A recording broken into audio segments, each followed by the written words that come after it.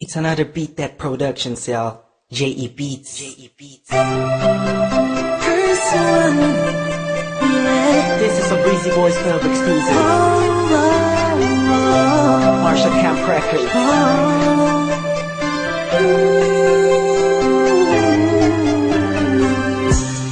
Di ko maipaliwanag ang aking nararamdaman nung nakita kita sa isang okasyon.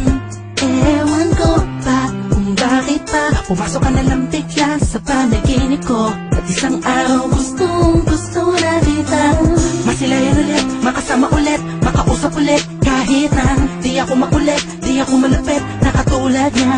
Basta masaya ako sa'yo, kahit siya palagi ang nasa isip mo. Alam ko naman, naguguluhan kapag sa iyo nakaraan na nagdulot ng matinding sugat sa puso mo. Nandito lang ako para sa'yo, prinsesa ko.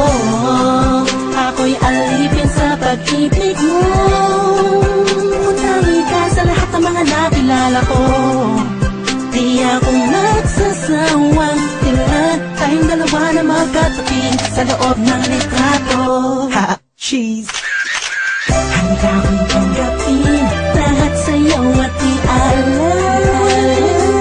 lahat ng sa'kin, pagkat hindi ko kaya makita kasama na. Alam kong kaibigan lang ang tingin mo sa'tin, ang ganun pa man ay ayos lang. Basta nandito lang ako sa'yo, handang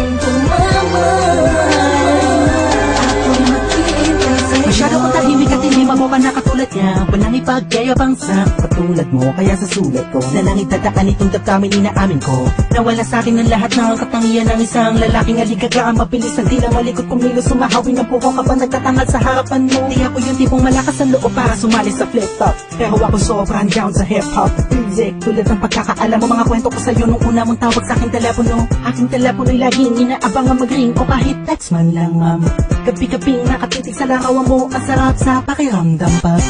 Isip ko ikaw ang napanaginipan ko, magkasama tayo sa kaharian mo. Mahal na prinsesa, ang sarap mag-alay sa'yo. Sabihin mo lang kung kailangan mo, agad-agad.